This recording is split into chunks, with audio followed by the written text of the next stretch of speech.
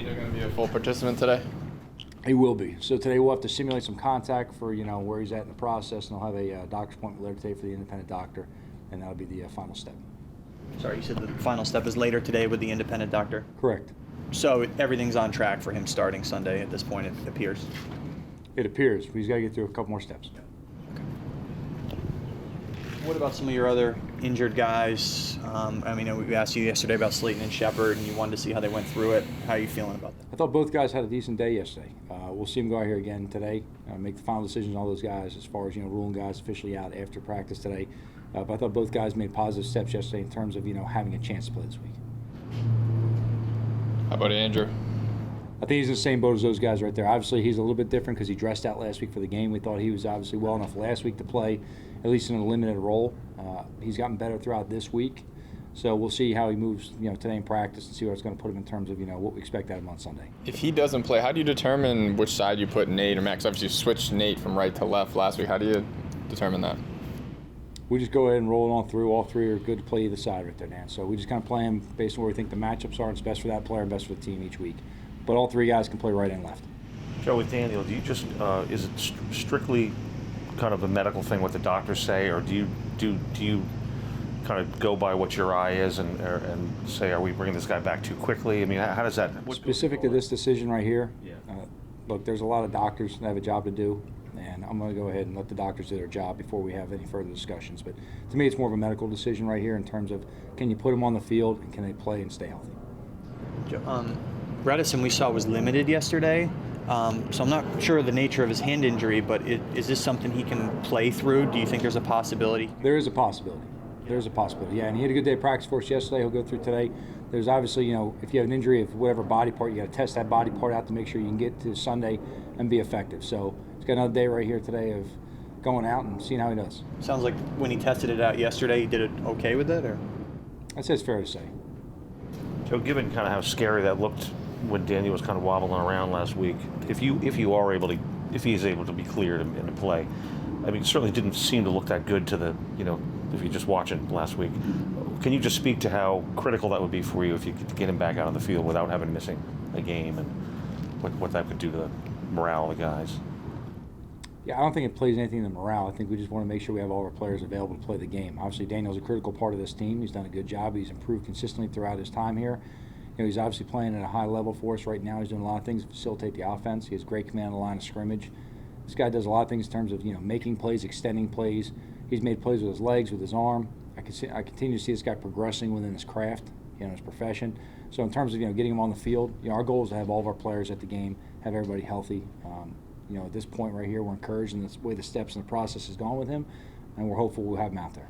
Joe, you've said all along, since you became head coach here, that you trust the medical opinions of every injury. Right. Obviously, the concussion protocol is another layer to all this.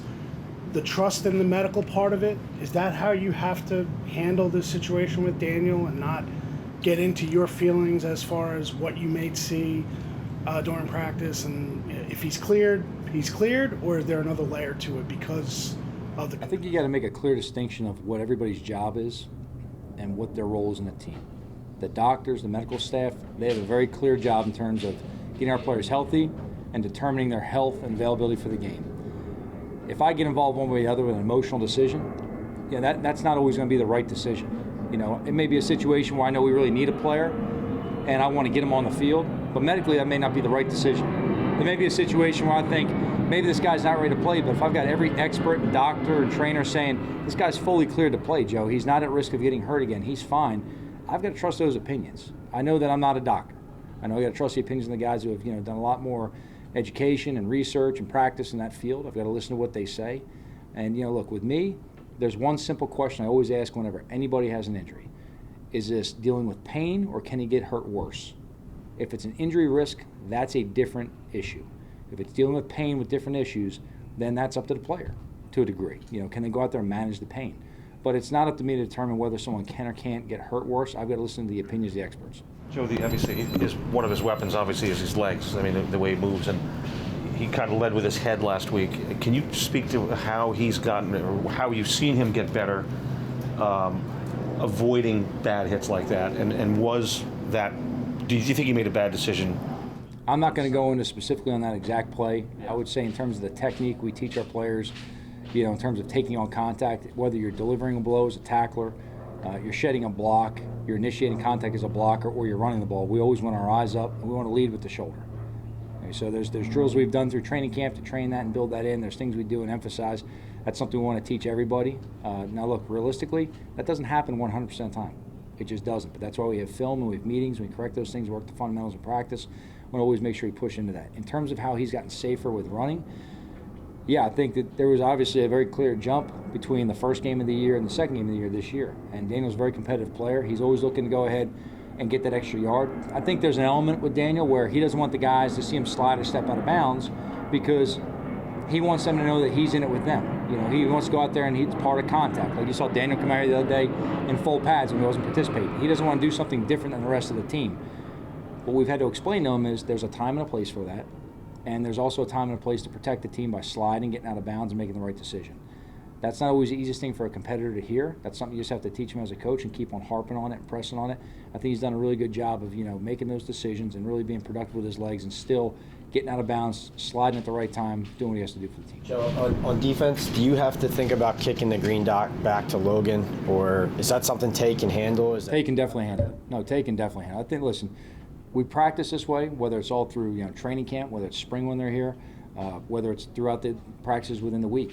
This week we have green dots on Tay, Reggie, and Logan for the game. They're the 3 declared green dots we have for every game. So every week we'll practice all 3 of those guys. Now it may be as simple as get Tay out of there for a couple reps and get Reggie in there and call it. Or if they're in there with 2 other linebackers, or Logan's in there with 2 other linebackers, Logan call it. So we'll make sure we work all 3 of those guys making the calls, making the adjustments. Ideally, you want the linebackers up front to do it, just because the nature of when a play happens and guys are spread a lot and they're walking back, you really want that linebacker in front so you can talk to the front and then get the message to the back end. Now, it's not that you can't do it with the secondary. We've done that before here and other places as well. A lot of teams do that. I'd say specifically with us, dealing with Tay, he's very capable of it. He's worked very hard at it. He's done a good job. When Blake went down the Atlanta game, you really saw this guy immediately raise his level of play.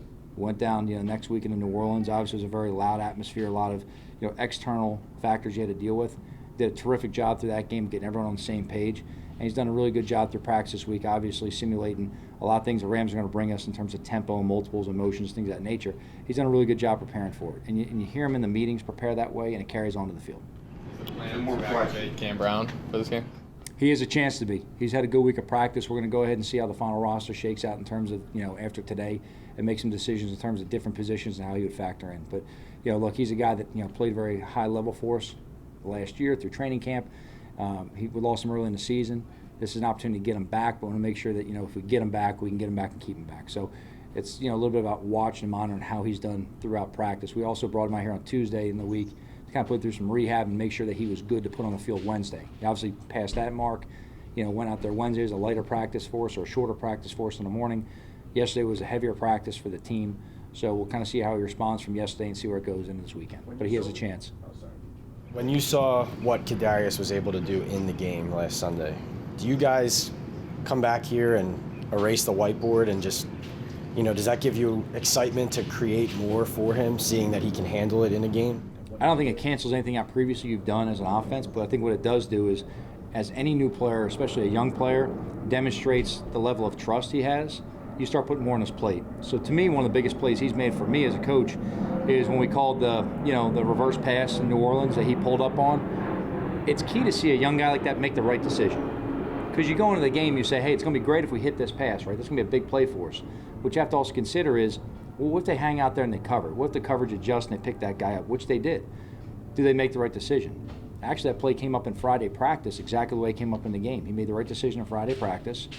I asked Jason, said, Jason, you want to get that play again the other way? And Jason said, no, I think we're fine. We'll be okay with that. We've already hit it early in the week. So, all right, let's move on next one right there. And sure enough, we go to the game on Sunday, and exactly what happened, he makes the right decision again. So when you see a guy that makes those right decisions, it gives you more trust to say, all right, give him some more on his plate. Now, when he does more of that, we'll give him some more on that. Have you had him in the quarterback room at all this week? No.